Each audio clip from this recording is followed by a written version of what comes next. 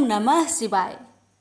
प्यारे भक्तों, आज कार्तिक माह के प्रथम सोमवार का दिन है और आज मैं आप सभी को सुनाने जा रही हूँ कार्तिक सोमवार की व्रत कथा। सोमवार का व्रत चंद्रदेव और भगवान भोलेनाथ की अर्चना हेतु किया जाता है।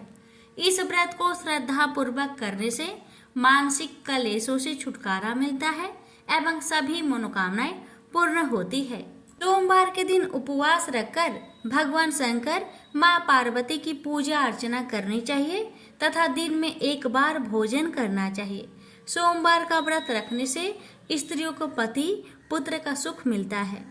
अब आइए हम श्रवण करते हैं सोमवार व्रत की पौराणिक कथा को बड़े ही श्रद्धा प्रसन्नचित मन से पूरा अवश्य सुनिएगा और दूसरे भक्तों के पास भी शेयर कीजिएगा और कमेंट बॉक्स में हर हर महादेव अवश्य लिखेगा। कथा इस प्रकार है। श्री अमरनाथ की अमर कथा। इस कथा का नाम अमर कथा इसलिए है कि इसके श्रवण करने से शिव धाम की प्राप्ति होती है। यह वह परम पवित्र कथा है जिसके सुनने से सुनने वालों को अमर पद की प्राप्ति होती है तथा वह अमर अजर हो जाता है। यह कथा श्री शंकर भगवान ने इसी गुफा में श्री अमरनाथ जी की गुफा में भगवती पार्वती जी को सुनाई थी। इस कथा को सुनकर ही श्री सुखदेव जी अमर हो गए थे।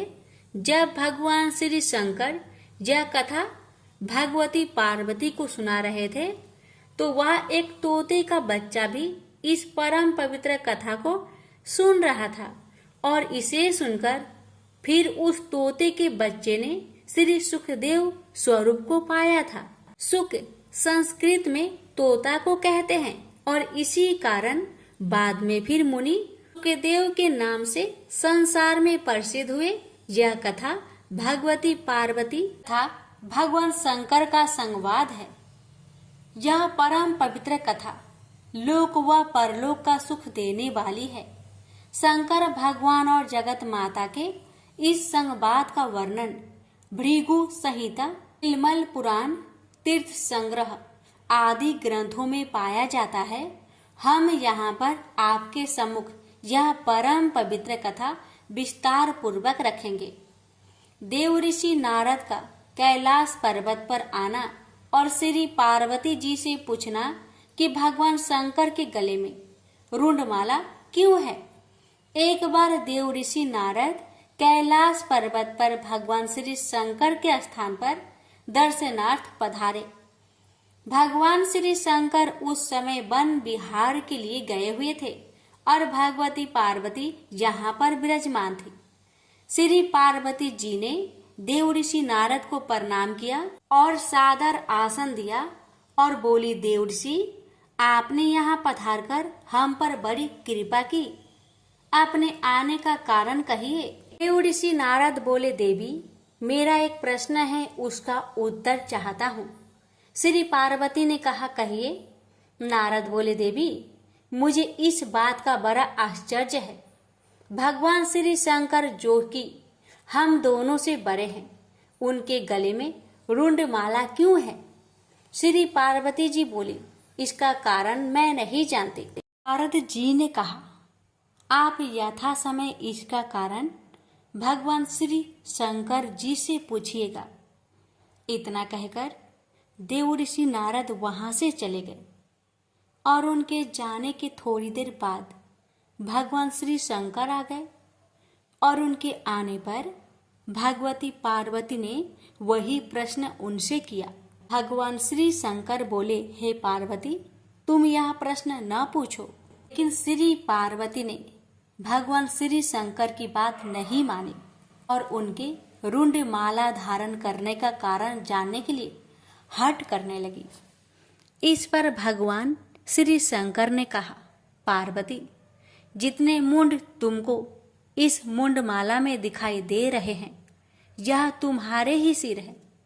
यानी जितने जन्म तुमने धारण किए हैं उतने ही मुंड मैंने धारण किए हैं। इस पर पार्वती जी ने प्रश्न किया, प्रभु मेरी तो मृत्यु होती है और आपकी नहीं होती, इसका कारण क्या है? भगवान श्री शंकर बोले, यह सब अमर कथा के कारण है। पार्वती बोली, तो फिर मुझे भी यह अमर कथा सुना दीजिए ना। इस पर श्री शंकर जी ने आसन लगाया और काल अग्नि रुद्र नामक एक गण प्रकट किया और उसे आज्ञा दी, चहु ओर एक ऐसी अग्नि प्रकट करो जिसमें कि जलकर समस्त जीवधारी मर जाए। भगवान शंकर की आज्ञा पाकर काल अग्नि ने ऐसा ही किया और अदृश्य हो गया। जिस आसन पर भगवान श्री शंकर बैठे थे उसके नीचे एक तोते का अंडा पहले से ही था, जो कि काल अग्नि को दिखाई नहीं दिया। इसके पश्चात भगवान श्री शंकर नेत्र मूंद कर एकाग्रचित हो पार्वती जी को अमर कथा सुनाने लगे और पार्वती जी उनके हर वाक्य पर हुक्कारा भरने लगी। धीरे धीरे पार्वती जी को नींद आने लगी। उसी समय उस अंडे में से जीव प्रकट हुआ। श्री पार्वती जी तब तक हुक्कारा देते देते सो चुकी थी। अब उसके स्थान पर तोता हुक्कार देने लगा। जब भगवान शंकर अमर कथा समाप्त कर चुके तो श्री पार्वती जी की आंखें भी खुली। भगवान श्री शंकर ने उनसे पूछा कि क्या उन्होंने अमर कथा सुनी है? श्री पार्वती ने उत्तर दिया कि अमर कथा नहीं सुनी। इस पर भगवान श्री शंकर ने पूछा, तब हुक्कारा कौन देता था? पार्वती जी बोली, मुझे नहीं मालूम। अब भगवान श्री शंकर ने इधर उधर देखा तो उनको एक तोता दिखाई दिया, जो कि उनके देखते ही देखते उड़ गया। भगवान शंकर उठकर पीछे दौड़े। वह तोता उड़ता उड़ता तीनों लोकों में गया, लेकिन उसको कहीं जगह नहीं मिली। श्री व्यास देव की पत्नी अपने घर के द्वार पर बैठी जम्हाई ले रही थी। बस तोता उनके पेट में चला गया। भगवान श्री शंकर ने कहा, व्यास जी, मेरा चोर आपके घर में है। महर्षि व्यास बोले, प्रभु, हमारे घर में तो कोई चोर नहीं है। भगवान श्री शंकर के कहने पर महर्षि व्यास जी ने अपनी पत्नी से पूछा। उसने उत्तर दिया, ऐसा जान पड़ता है जैसे कि मेरे पेट में कोई पंछी गया है। महर्षि व्यास जी ने यह बात भगवान श्री शंकर से कही और साथ ही कहा, आपकी जैसी इच्छा हो वैसा कर सकते हैं, लेकिन यह तो आप जानते ही हैं कि स्त्री को मारना पाप है। श्री वेद व्यास की यह बात सुनकर श्री शंकर लौट गए। वह तोता कई वर्षों तक ऋषि पत्नी के पेट में रहा, लेकिन जब ऋषि पत्नी के पेट का कष्ट अधिक बढ़ता गया तो श्री वेद व्यास जी ब्रह्मा जी और उसके पश्चात श्री विष्णु जी के पास गए। फिर तीनों मिलकर भगवान श्री शंकर के पास गए। इसके पश्चात चारों श्री वेद व्यास जी के स्थान पर आए और पंछी की स्तुति करने लगे। पंछी जो भगवान श्री शंकर जी से अमर कथा सुनकर चारों वेदों तथा 18 पुराणों का ज्ञानी हो गया था, कहने लगा, अब तक जगत निर्मोही नहीं होगा, तक मैं माँ का पेट से बाहर नहीं निकलूंगा। इस पर भगवान विष्णु ने अपनी माया से जगत को निर्मोही कर दिया। इस पर वह तोता बालक रूप होकर माँ के पेट से बाहर आ गया और उसका नाम सुखदेव हुआ। श्री सुखदेव अपने जन्म के साथ ही सबको प्रणाम करके जंगल की ओर चल दिए और फिर भगवान विष्णु ने अपनी माया हटा दी और जगत पुनः मोहयुक्त हो गया।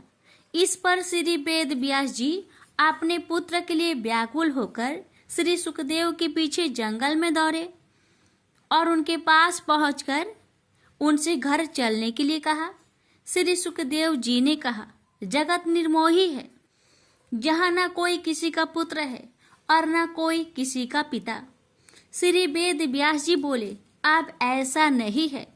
श्री सुखदेव जी ने ध्यान लगाकर देखा तो मालूम हुआ कि भगवान श्री विष्णु ने उनके साथ छल किया है। इस पर उन्होंने श्री वेद व्यास जी से कहा, जब तक मैं गुरु धारण नहीं कर लूंगा वापस घर नहीं जाऊंगा और गुरु धारण करने के बाद मैं घर आकर आपकी सेवा करूंगा। ये सुखदेव जी फिर इस संसार में गुरु की खोज में इधर उधर घूमने लगे, मगर अपने से बढ़कर ज्ञानी उनको कहीं पर नहीं मिला। इस पर वह श्री वेद व्यास जी की आज्ञा से महाराज जनक के पास गए, लेकिन महाराज जनक के पास कर्म स्त्री व राजपाट के कारण उनको गलानी हुई। लेकिन राजा जनक ने जब उनका यह हाल देखा तो अपनी माया से उन्होंने सारे नगर को भस्म कर डाला। राजभवन भी भस्म होने लगा, लेकिन राजभवन के जलने से महाराज जनक और पत्नी का चित्त मान नहीं हुआ, किंतु श्री सुखदेव जी का चित्त व्याकुल होने लगा। सुखदेव जी को अमर कथा के सुनने तथा अपने अमर हो जाने का अभिमान था। उनकी व्याकुलता को देखकर महाराज जनक बोले, आप क्यों घबरा रहे हैं? आप तो अमर है, लेकिन हमारा शरीर अवश्य जलेगा। इस पर भी जब श्री सुखदेव जी की व्याकुलता दूर न हुई तो महाराज जनक ने अपनी माया से अग्नि पुनः शांत कर दी और प्रत्येक वस्तु पूर्वतः हो गई। यह देखकर श्री सुखदेव जी ने महाराज जनक को अपना गुरु बना लिया और उनसे उपदेश लिया। इसके बाद श्री सुखदेव जी नैमिषारण्य गए। वहां पर ऋषियों महर्षियों ने उनका बड़ा आदर सत्कार किया। ऋषियों महर्षियों ने आपसे अमर कथा सुनने के लिए प्रार्थना की।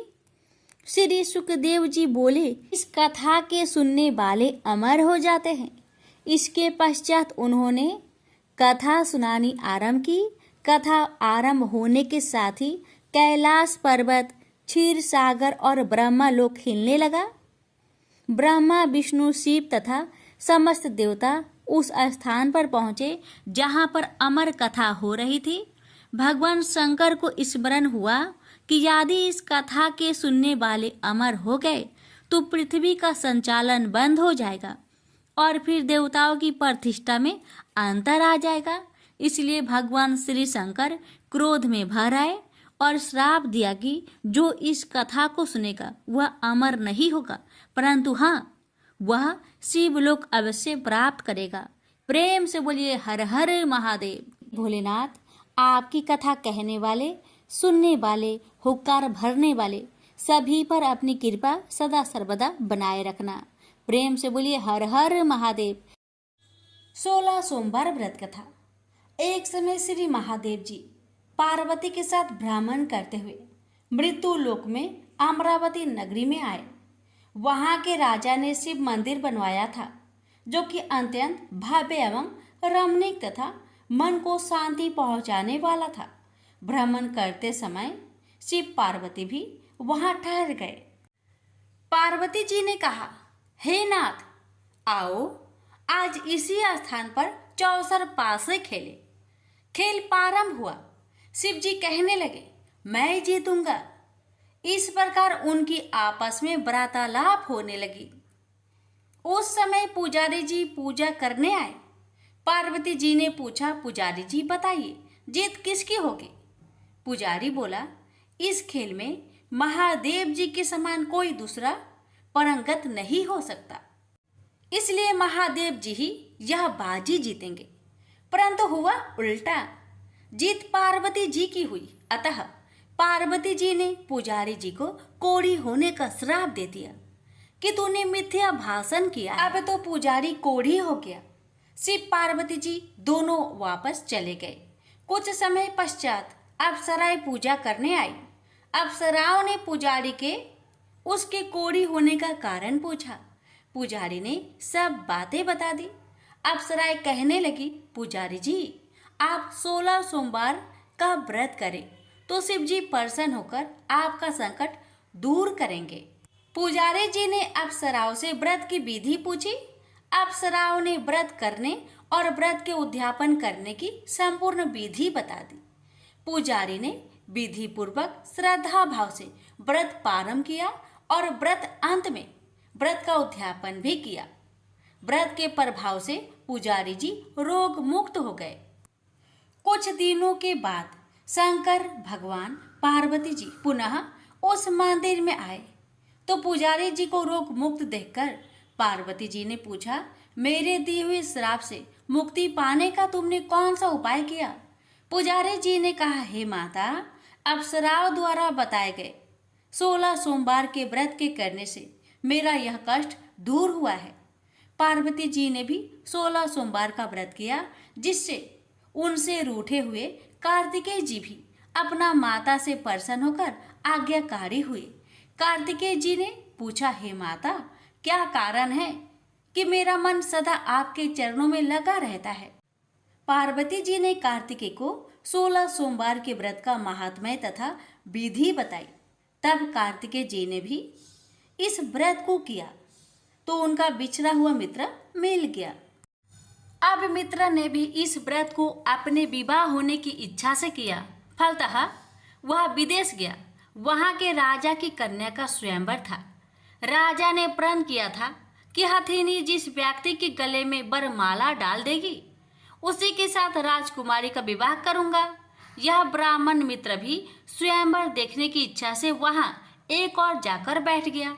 हथिनी ने इसी ब्राह्मण मित्र को माला पहनाई तो राजा ने बड़ी धूमधाम से अपनी राजकुमारी का विवाह उसके साथ कर दिया। तत्पश्चात दोनों सुखपूर्वक रहने लगे। एक दिन राजकन्या ने पूछा, हे नाथ, आपने कौन सा पुण्य किया जिससे हथिनी ने आपके गले में वरमाला पहनाई?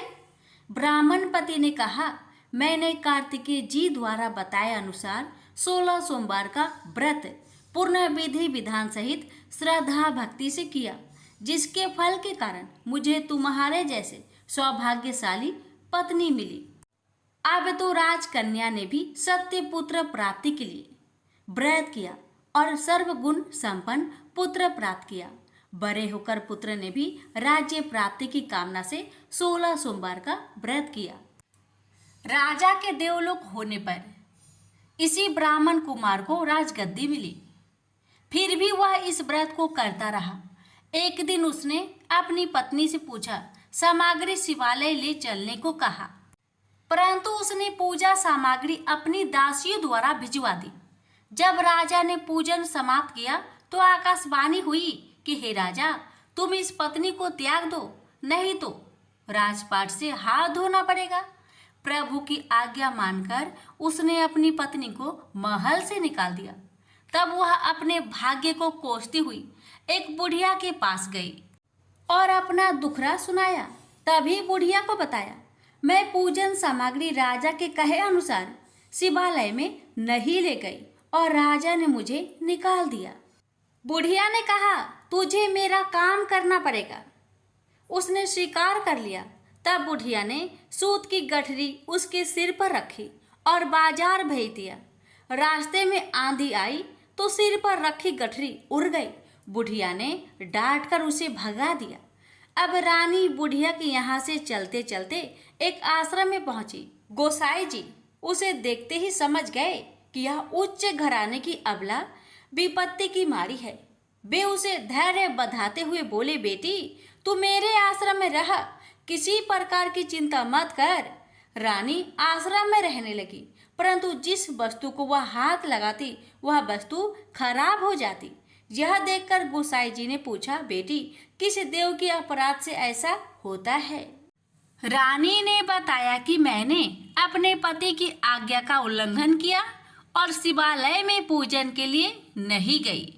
इससे मुझे घोर कष्ट उठाने पड़ रहे हैं। गोसाई जी ने शिव जी से उसके कुशल क्षेम के लिए प्रार्थना की और कहा, बेटी, तुम 16 सोमवार का व्रत विधि के अनुसार करो। तब रानी ने विधि पूर्वक व्रत पूर्ण किया। व्रत के प्रभाव से राजा को रानी की याद आई और दूतों को उसकी खोज में भेजा। आश्रम में रानी को देख दूतों ने राजा को बताया। तब राजा ने वहां जाकर गोसाई जी से कहा, महाराज, यह मेरी पत्नी है। मैंने इसका परित्याग कर दिया था। कृपया इसे मेरे साथ जाने की आज्ञा दें। शिव जी की कृपा से प्रति वर्ष 16 सोमवार का व्रत करते हुए वे आनंद से रहने लगे और अंत में शिवलोक को प्राप्त हुए। प्रेम से बोलिए हर हर महादेव, माता पार्वती की जय। ओम नमः शिवाय। कथा इस प्रकार है। एक बार भगवान शिव कैलाश पर्वत पर समाधि लगाकर बैठ गए। वर्ष पर वर्ष बीतते चले, लेकिन उनकी समाधि भंग नहीं हुई। इससे सृष्टि का कल्याण और संहार रुक गया। सृष्टि के कामों में रुकावट आने से ब्रह्मा, विष्णु तथा अन्य देवताओं को बहुत चिंता हुआ और वे भगवान शिव की समाधि भंग करने के लिए उपाय सोचने लगे। ब्रह्मा भगवान विष्णु से बोले, भगवान आप ही कोई उपाय बतलाए जिससे भगवान शिव की समाधि टूटे और वह सृष्टि के कल्याण और संहार का अपना उत्तरदायित्व पूर्ण करने में लगे। अगर सृष्टि का चक्र रुक गया तो संसार नष्ट हो जाएगा। विष्णु भगवान बोले, ब्रह्मा जी आपने ही तो इस सृष्टि को पैदा किया है, आपने ही विधान बनाया है, इसलिए आप ही कोई उपाय सोच सकते हैं। ब्रह्मा जी बोले, भगवान शिव की समाधि हमने किसी उपाय से भंग कर भी दी तो वह कल फिर समाधि लगा लेंगे। मैं चाहता हूँ कि कोई ऐसा अस्थायी उपाय सोचा जाए कि सृष्टि का चक्र विधान के अनुसार चलता रहे।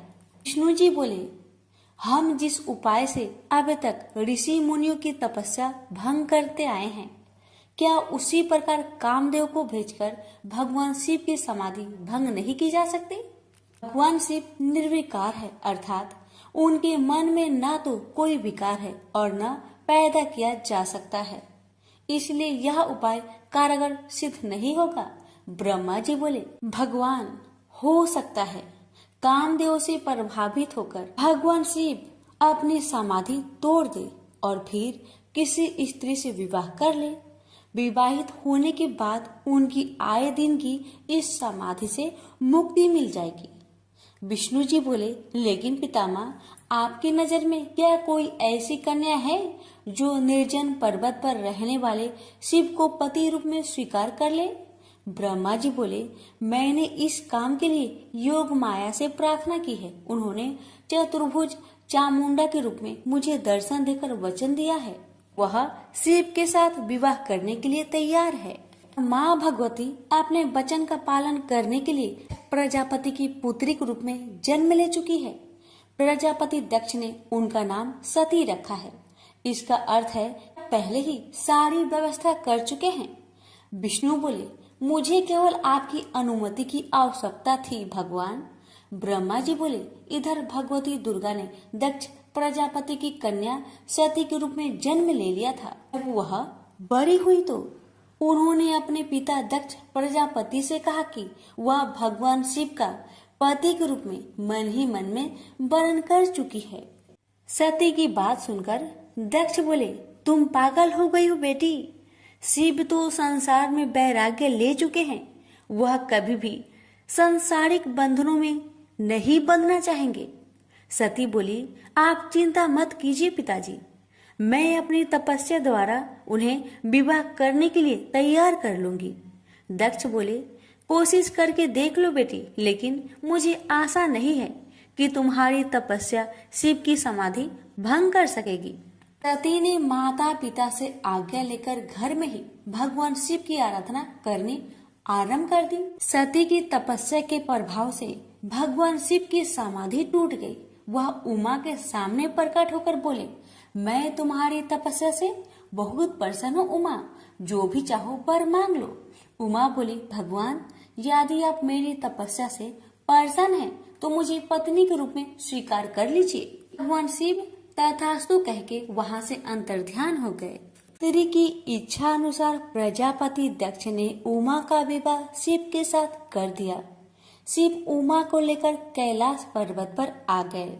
एक बार ब्रह्मा जी के दरबार में सब देवता बैठे थे। दक्ष प्रजापति भी वहाँ आए। ब्रह्मा पुत्र होने तथा सृष्टि बढ़ाने के कारण उनकी प्रतिष्ठा को देखते हुए सबने खड़े होकर उन्हें आदर दिया, प्रणाम किया, पर भगवान शिव वैसे ही बैठे रहे, उनके लिए जैसे कोई आया ही नहीं था। दक्ष ने इसे अपना अपमान समझा और क्रोध में कह बैठे, शिव मेरे जमाता है, उन्हें चाहिए था कि मुझ ससुर को उठकर प्रणाम करके आदर देते, पर लगता है इनमें देवताओं के योग शिष्टाचार नहीं है। किसी भी देव यज्ञ में भाग लेने की पात्रता इनमें नहीं है, अतः इन्हें किसी यज्ञ में भाग न दिया जाए। दक्ष क्रोध में बोलते रहे, शिव के लिए जैसे कुछ हुआ ही नहीं हो। वे उसी तरह मुस्कुराए चुप रहे। ब्रह्मा जी की सभा से लौटने के बाद दक्ष ने अपने श्राप को प्रतिष्ठा के लिए स्वयं एक यज्ञ किया तथा निश्चय किया कि इसी यज्ञ में शिव को यह भाग न देने की प्रारंभ किया जाए। उन्हें उस विशाल यज्ञ में भाग लेने के लिए समस्त देवताओं को आमंत्रण भेजा। यज्ञ शुरू हुआ तो देवता लोग आकाश मार्ग से यज्ञ में भाग लेने के लिए जाने लगे। दक्ष की पुत्री सती तो अपने पति शिव के साथ कैलाश धाम में बैठी थी। देवताओं तथा देव पत्नियों को इस प्रकार सज धज कर जाते देख शिव से पूछ बैठी, प्रभु ये सारे देवता अपनी पत्नियों के साथ कहाँ जा रहे हैं? तब भगवान शिव ने कहा, तुम्हें पता नहीं, तुम्हारे पिता दक्ष प्रजापति ने भूमंडल पर बहुत बड़ा यज्ञ शुरू किया है, उसी में भाग लेने के लिए ये सब जा रहे हैं। यह सुनकर सती को आश्चर्य हुआ। उन्होंने कहा, पिताजी विशाल यज्ञ कर रहे हैं और अपनी ही बेटी तथा जमाता को पता ही नहीं। आपके पास निमंत्रण आया है क्या? शिव जी ने हंसकर कहा, अगर निमंत्रण आता तो क्या तुम्हें पता न चलता? सोचा होगा कि जहाँ सब देव तथा देव नारियां देवोपम वस्त्र तथा अलंकारों से सजी धजी आएंगी, वहाँ हमारा जमाता भूत प्रेतों जैसी वेशभूषा में आकर शोभा बढ़ाने के बजाय मेरी हंसी कराएंगे। इसलिए शायद उन्होंने निमंत्रण नहीं भेजा। ने तो उस अपमान की कोई परवाह नहीं की, पर सती अपने तथा अपने पति के प्रति इस प्रकार के व्यवहार से बहुत दुखी हुई तथा इसे अपना अपमान समझा। वे बोली, अपनी प्रतिष्ठा तथा दिखावती श्रेष्ठता का इतना ही ध्यान था तो बेटी ब्याहने से पहले सोचना चाहिए था। मैं पति के इस अपमान को बिल्कुल भी नहीं सहूंगी। मुझे आज्ञा दीजिए, मैं वहां जाकर पिता से पूछती हूँ तथा ये भी देखूंगी कि देवगण कैसे हैं जो देवाधिदेव शिव के बिना उस यज्ञ में भाग लेने जा रहे हैं। शिव ने कहा, उन देवों को क्या पता है कि हमें निमंत्रण नहीं दिया गया है। वैसे भी तुम्हें इस बारे में ज्यादा विचार नहीं करना चाहिए। बिना निमंत्रण के जाने पर अपमान होता है, इसलिए मेरी सलाह है कि तुम भी मत जाओ। सती अपने पिता द्वारा की गई इस उपेक्षा तथा अपमान को सह न पा रही थी। पति शिव की आज्ञा न मिलने पर भी सती अपने पिता के घर जाने की जिद पर अड़ी रही। शिव ने सोचा कि सती क्रोध में है, पता नहीं कुछ अनहोनी न हो जाए, इसलिए उन्होंने अपने कुछ गणों को सती की रक्षा के लिए भेज दिया। सती अपने पिता के घर पहुंची तो उनकी माता और बहनों ने तो बड़े स्नेह और सम्मान के साथ उनका स्वागत किया, लेकिन दक्ष तथा उसके समर्थकों ने उमा के प्रणाम का उत्तर देना तो दूर उनकी ओर आंख उठाकर भी नहीं देखा। सती को अपने अपमान की परवाह नहीं थी। उन्होंने पिता से पूछा, पिताजी आप प्रजापति की माया के अनुसार इतना बड़ा कर रहे हैं, इसमें भाग लेने के लिए देवगण तथा आपकी अन्य पुत्रियां तथा जमाता भी आमंत्रित है। मुझे और मेरे पति को आपने आमंत्रित क्यों नहीं किया? दक्ष ने कहा, सती तुम अब मेरी पुत्री से अधिक किसी की पत्नी हो। तुम्हारे पति की उद्दंडता के कारण मैंने उसे श्राप दिया है, वह यज्ञ भाग का अधिकारी नहीं होगा। वैसे भी भूत पिचासों के साथ शमशान में रहने वाले का स्वर्ग में रहने वाले देवताओं के बीच कोई स्थान नहीं होता। सती ने कहा, वे आपके जमाता है, आपने उनकी पाद पूजा की है, वे देवों के देव महादेव हैं। यदि उन्हें ही यज्ञ भाग से वंचित किया गया तो वह यज्ञ उनके बिना सफल नहीं होगा। मैं स्वयं इसकी हव्य बनूंगी। न कहकर सती यज्ञ कुंड में कूद पड़ी। सती को यज्ञ कुंड में कूदते देख वहां हाहाकार मच गया। लोग उठ उठकर भागने लगे। यज्ञ की सामग्री लोगों के पैरों से कुचलकर इधर उधर जा गिरी। सती को इस प्रकार सती होते देख शिव के गण यज्ञ में आए, ऋषि मुनियों और दक्ष के सैनिकों पर टूट पड़े। देख महर्षि भृगु वेद मंत्रों से अग्नि में आहुतियां देने लगे। महाशक्तिशाली अनगिनत दैत्य पैदा हो गए और शिव के गणों का संहार करने लगे। तभी आकाशवाणी हुई, मूर्ख दक्ष, तूने जिसको अपनी पुत्री समझकर अपमान किया है, अनादि शक्ति, जगत की सृष्टा, रक्षिका और कल्पात में संहार करने वाली है, वही योग माया माँ भगवती है। तूने उनका अनादर करके अपने विनाश के द्वार खोल लिए हैं। अब शिव के क्रोध से तेरी रक्षा करने वाला इस संसार में कोई नहीं है। भगवान शिव के गण भागकर उनके पास पहुँचे और उन्होंने सती के सती होने की पूरी घटना सुना दी। उमा के सती होने की घटना सुनकर भगवान शिव के क्रोध की सीमा ना रही। उन्होंने अपनी एक जटा उखाड़कर पर्वत पर दे मारी, जिससे महाप्रलय के समान भयंकर शब्द के साथ ही महापराक्रमी वीरभद्र पैदा हो गया। वीरभद्र के उत्पन्न होते ही 10 दिशाएं कांप उठी। फिर शिव जी ने दूसरी जटा उखाड़कर एक चट्टान पर दे मारी, जिससे महाकाली उत्पन्न हो गई। उनका रूप इतना विकराल था कि उन्हें देखकर शिव के गणों में भी भय की लहर सी दौड़ गई। महाकाली के साथ ही काली, कात्यायनी, ईशानी, चामुंडा, मुंड, मर्दनी, भद्रकाली, भद्रा, बलि और वैष्णवी भी पैदा हो गई। फिर भद्र ने कहा, भगवान आज्ञा दीजिए, मैं क्या करूं? यदि आपकी आज्ञा हो तो मैं क्षण भर में ही सारे समुद्र को सोख कर मुझे ब्रह्मांड को भस्म कर डालूं और सारे देवताओं और ऋषि मुनियों को भी भस्म कर दूं। शिव जी बोले, वीरभद्र, ब्रह्मा का पुत्र दक्ष यज्ञ कर रहा है, अत्यंत अभिमानी और मेरा विरोधी है। जाओ उसके यज्ञ का विध्वंस कर दो और वहाँ जो भी देवता, गंधर्व, ऋषि मुनि हो उन सबको भस्म कर डालो। फिर शिव ने महाकाली से कहा, महाकाली, तुम इन 9 दुर्गाओं को साथ लेकर वीरभद्र की सहायता करो। दक्ष उसकी पत्नी और बंधु बांधवों को मारकर उसके वंश को समाप्त कर दो। भगवान शिव की आज्ञा पाते ही वीरभद्र और भद्रकाली ने यज्ञ भूमि में पहुंचते ही जैसे प्रलय मचा दी। दक्ष की सेनाओं को समाप्त करके वे दोनों शिव जी के गणों के साथ जो भी सामने आया उसी को मौत के घाट उतारते चले गए। उन्होंने यज्ञ की वेदी तोड़ डाली, यज्ञ में काम आने वाली सारी वस्तुओं उठाकर नष्ट कर दिया। घबराकर दक्ष भगवान विष्णु से बोले, भगवान, अब आप ही हमें सब संकटों से मुक्ति दिला सकते हैं। विष्णु बोले, दक्ष, तुमने शिव जी का अपमान करके भयंकर अपराध किया है।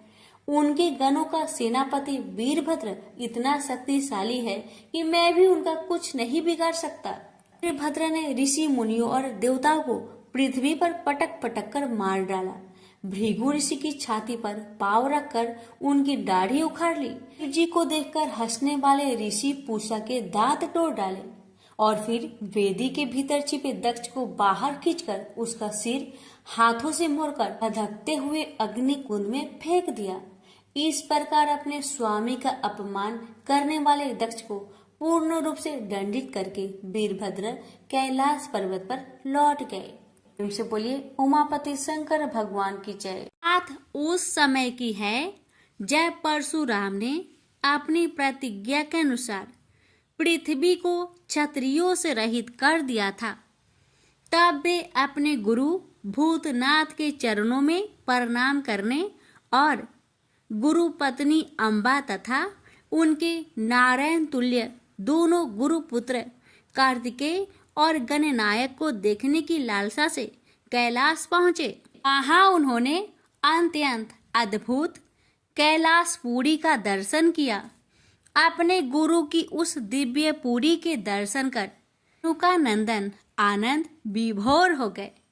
फिर उन्होंने शिव का 15 योजन ऊंचा और 4 योजन विस्तृत अत्यंत सुंदर आश्रम देखा।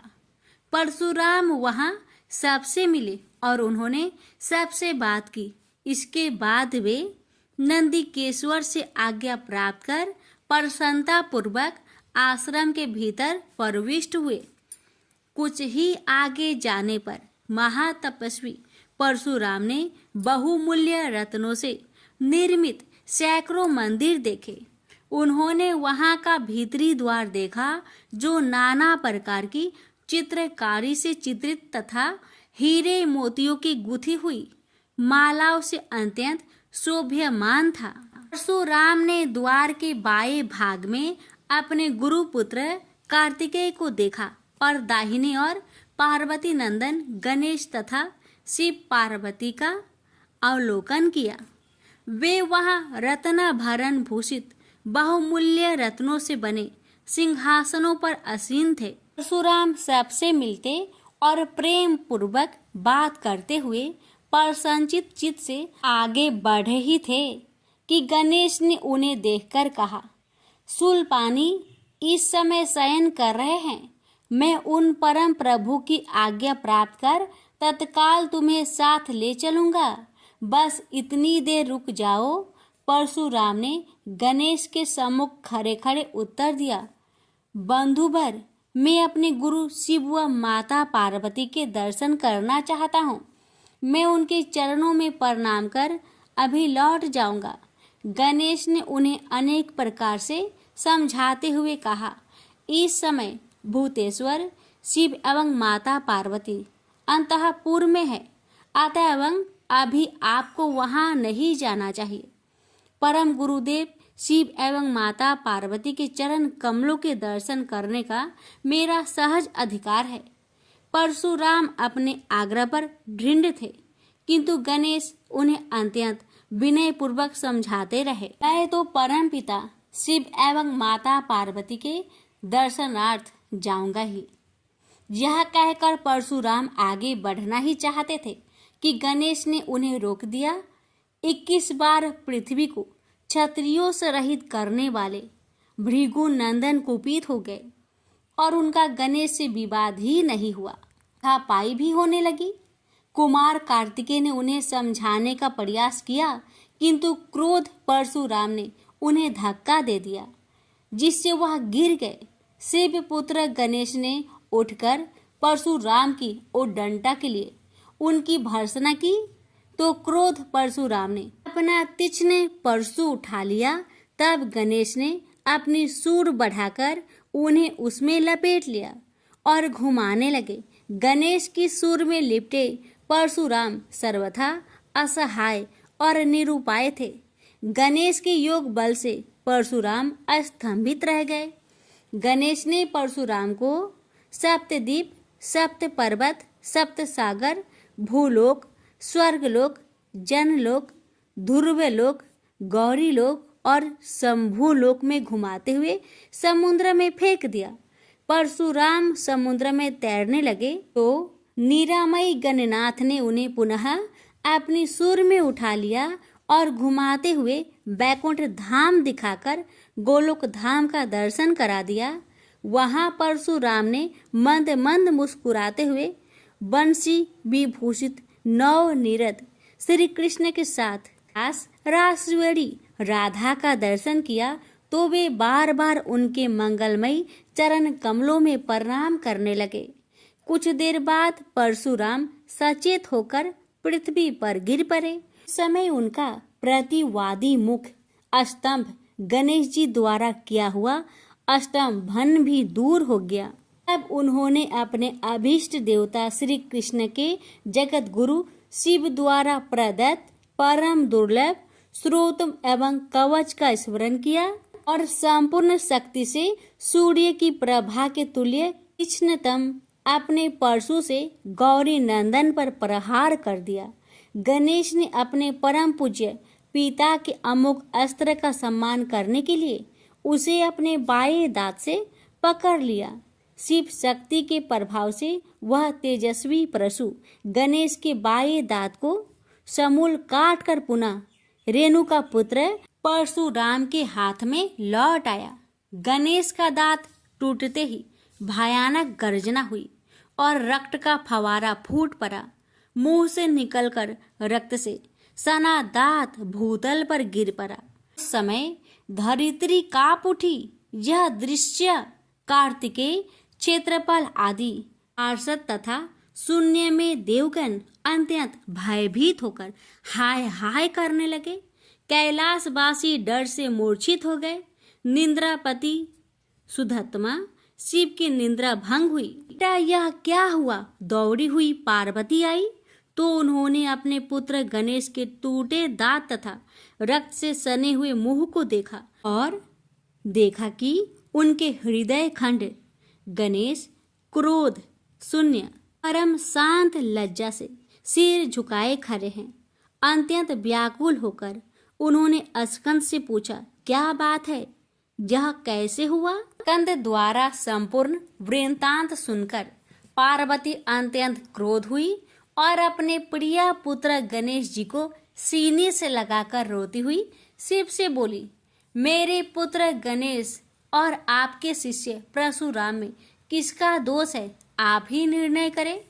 फिर माता पार्वती ने अपने सम्मुख परशुराम को शिव के प्रमोदक द्वारा चरण कमलों की निर्भयता पूर्वक सेवा करते हुए देखकर कहा, हे महाभाग राम, तुम योगियों के गुरु देवाधिदेव महादेव के शिष्य हो। तुम शुद्ध मन वाले हो।